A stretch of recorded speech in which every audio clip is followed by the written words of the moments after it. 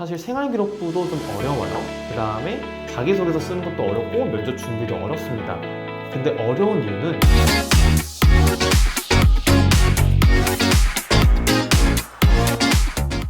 용인 외대부고 요즘 되게 핫한 학교인데요. 문이 많이 온다고 들었어요. 학교 들어가기 많이 어렵나요?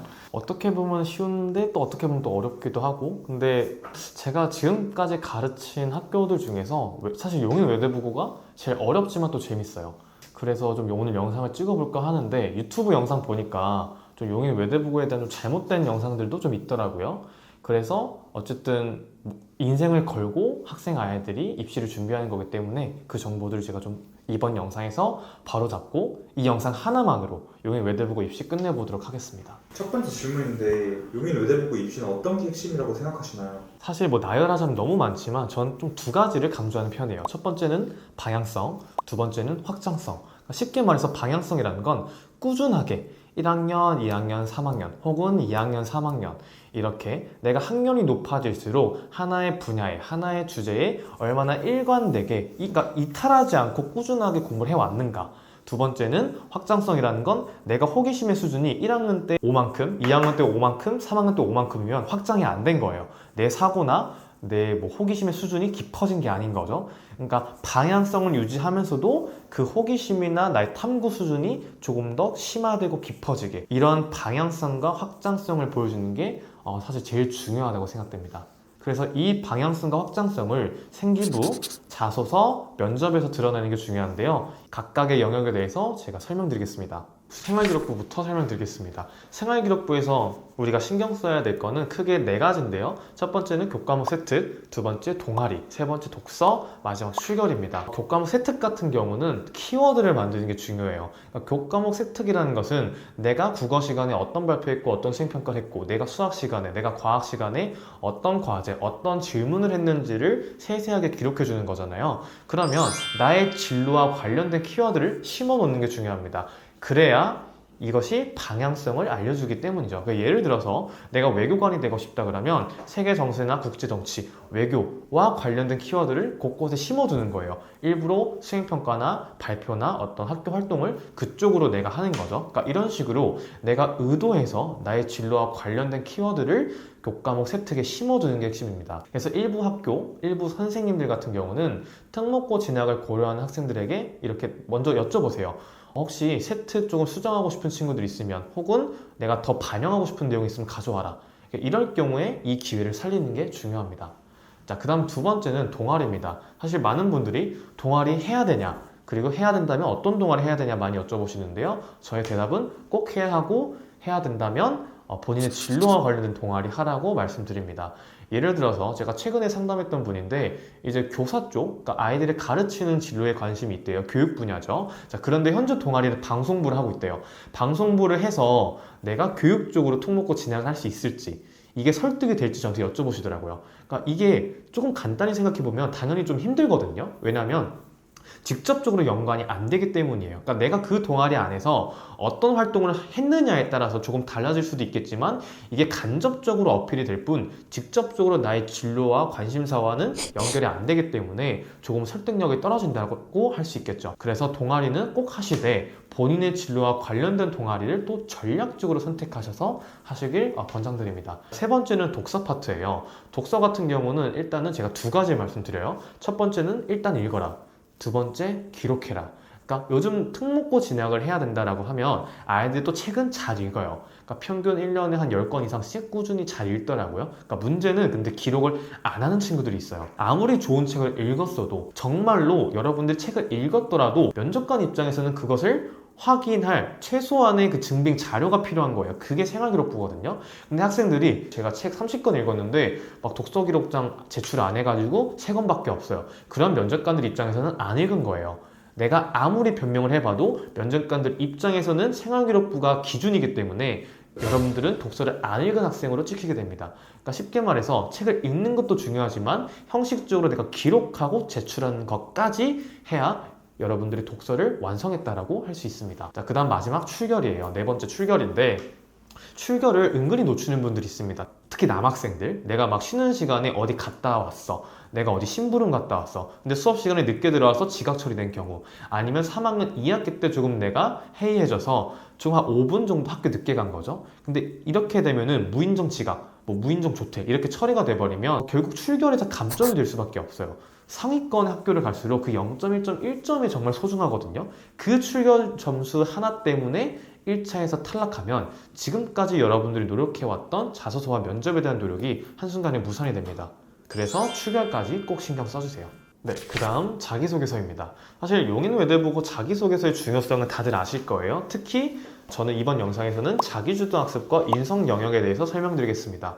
자, 자기주도학습 영역부터 먼저 볼 건데 입학 설명회에서 이런 말씀하셨어요.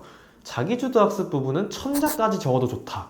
그러니까 이 말을 한번 하셨는데 다른 입시학원에서 자기소개서를 정말 1000자 넘게 쓰도록 지도하는 데가 많더라고요. 그러니까 자기주도학습은 1000자까지 쓰라 라고 말을 한 게 그만큼 중요성을 강조한 거예요. 평가 비중이 높다라는 의미에서 말씀을 한 건데 정말 좀 입시 잘 모르시는 분들이 정말 1000자까지 쓰게 하더라고요.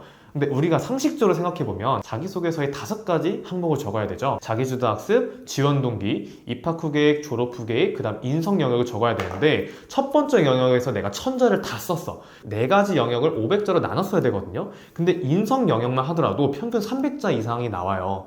그러면 어떻게 그 세 영역을 200자 안에 쓰실 거예요? 그러니까 말이 안 되는 거예요. 조금만 생각해봐도. 그러니까 결국 다시 돌아와서 자기주도학습 영역이 중요한 건 맞아요. 하지만 700자, 800자까지 혹은 조금 넘어서 900자까지 쓰시고 그 다음에 나머지 영역도 충실하게 잘 쓰셔야 된다는 거예요. 그래서 자기주도학습 잘 쓰는 게 중요한데 너무 많이 쓰지 마라. 왜냐면 나머지 영역이 부실해지면 결국 밸런스가 안 맞아요. 자, 그 다음 인성 부분인데요. 용인외대부고에서 인성 영역 강조하죠. 그런데 많은 학생들이 아직도 이렇게 써요. 그러니까 예를 들어서 만능 문제 해결사인 것처럼 쓰는 거예요. 예를 들어서 친구가 반에서 싸웠어. 근데 해결을 둘이 못하고 있다가 내가 나서니까 해결됐다. 체육대회 때 반티를 못 골랐어. 근데 내가 개입하니까 짠하고 해결된 거야. 그러니까 내가 동아리를 하는데 또 뭐 갈등이 있었어. 주제를 선정 못해서. 내가 나섰더니 해결됐다. 그러니까 이런 식으로 본인을 마치 어벤져스처럼 적는 친구들이 많거든요. 그러니까 이전의 선배들은 그렇게 썼어도 합격을 했어요. 왜냐면 다들 그렇게 써왔었고 다들 고만고만하게 그렇게 썼기 때문에 상대평가잖아요. 근데 요즘은 그렇게 많이 안 쓴다고요. 그래서 조금은 대치동에서 경력이 많으신 분들이 아직도 그 트렌드 반영을 못해서 이제 만능 문제 해결사인 것처럼 글을 작성하도록 하는데요. 현재 트렌드에는 맞지 않습니다. 그래서 조금은 더 영리하게 같은 인성 영역을 쓰더라도 같은 문제를 해결하더라도 깨달은 점을 다르게 쓰셔야 돼요. 그래서 여기서 차별점을 만드는 겁니다. 원장님 그럼 반대로 이것만큼은 용인외대보고 자소서에 꼭 쓰지 말라는 게 있나요? 네, 제가 상담 때, 수업 때 계속해서 강조드리는 건데요. 제발 좀 논문 좀 쓰지 마세요. 우리가 특목고 입시 규정을 보면 이렇게 나와 있습니다. 중학교 정규 교과 활동 시간에 한 활동을 가지고 자기소개서를 작성해라. 그러니까 무슨 말이냐면 우리가 중학교 정규 커리큘럼 속에서 하는 활동들 그리고 딱 그 수준에서 할 법한 활동들만 가지고 자소서를 써도 충분하다는 거예요. 물론 어떤 내가 학습을 하다가 내가 수준이 돼서 논문까지 읽어보는 거 괜찮아요. 근데 학교 활동이랑 연관이 안 됐는데 갑자기 내가 또 혼자 단독으로 논문을 읽었다 라고 하는 식의 글은 평가를 받기가 어렵습니다. 그래서 여러분들은 내가 이렇게 어려운 영어 논문을 읽었어, 의학 서적을 읽었어 라고 자신할지는 몰라도 결국 학교 활동이랑 연관이 안 돼 있으면 혹은 학교에서 통상적으로 학생들이 할 법한 수준을 넘어선 거라면 면접관들이 조금은 부정적으로 바라보는 경향이 요즘은 더 짙습니다. 따라서 논문 쓴다고 합격하는 거 아니고요. 불필요하다면 읽을 필요도 없습니다. 마지막 질문인데요. 자소서 쓴 다음에 이제 마지막으로 면접 준비를 하잖아요. 그렇죠. 원장님은 아이들 면접 준비를 어떻게 시키는 편이세요? 사실 맞아요. 자소서를 쓴 다음에 또 하나의 관문이 있죠. 바로 면접인데 면접은 저는 이렇게 가르쳐요. 자, 첫 번째는 자기소개서를 바탕으로 예상 질문지를 뽑습니다. 두 번째, 각각의 질문에 대한 모범 답안을 적어보는 거예요. 한 100개 정도 되거든요. 세 번째는 그 모범 답안을 어느 정도 암기를 하고 네 번째, 말하는 연습을 하고 그 다음에 모의 면접을 쌤들하고 보는 거예요. 수학 공부에 비유하면은 똑같아요. 우리가 선생님한테 일방적으로 이론 강의를 들었어요. 근데 내가 문제 풀기도 전에 또 다른 이론 강의를 듣는 거야. 그럼 이게 사실 크게 의미가 없어요. 대신 내가 이론 전문 강의를 듣고 나서 내가 혼자 막 어려운 문제 풀다가 고민도 해보고 오답노트도 써보고 그러다가 안 될 때 쌤한테 가서 확인받고 질문하고 이렇게 해야 학습이 느는 거잖아요. 면접도 마찬가지입니다. 일방적으로 내가 가르침을 받고 수업 받고 모의 면접을 한다고 해서 좋은 게 아니에요. 그래서 모의 면접이 결국 중요하지만 그 이전에 혼자서 조금 고민하고 혼자서 답변을 좀 암기하고 말하는 연습을 한 뒤에 모의 면접을 받는 게 조금 더 효과적입니다. 그래서 뭐 너무 모의 면접 횟수를 많이 가져가실 필요도 없고요. 제가 생각하기에 적정한 모의 면접 횟수는 한 10번 정도 혹은 거기서 플러스 마이너스 한 5회 정도씩만 추가하시면 됩니다. 그래서 정리를 하면 사실 생활기록부도 좀 어려워요. 그 다음에 자기소개서 쓰는 것도 어렵고 면접 준비도 어렵습니다. 근데 어려운 이유는 여러분들 이 개념을, 이 내용을 처음 접해봤기 때문이에요. 그래서 지금 당장은 이 영상을 보는 여러분들이 어렵게 느껴지겠지만 반복해서 이 영상을 듣고 혹은 다른 학원이나 뭐 선생님한테 관련 내용을 계속해서 반복해서 들으면 결국에는 이 내용이 자연스럽게 체화가 되고 익숙해질 겁니다. 그러면 여러분도 입시라는 관문을 여러분들이 합격하고 싶은 이 용인외대부고를 충분히 합격할 수가 있게 됩니다. 따라서 처음이라서 여러분들이 좀 두려워하는 건데요. 너무 두려워하지 마시고요. 주변에는 여러분들을 도와줄 분들이 상당히 많습니다. 그래서 혹시 뭐 다른 곳에서도 상담을 받아보고 수업을 듣다가 저의 관점, 저의 조언이 필요하다면 저에게 얼마든지 상담을 받아보셔도 좋습니다. 그러면 대치동 입시학원 원장뿐만 아니라 어쨌든 저도 특목고를 나온 사람이기 때문에 선배로서의 관점, 이 두 가지 관점에서 여러분들에게 필요한 조언, 도움을 드리도록 하겠습니다. 그러면 네, 여기까지 하겠습니다. 감사합니다.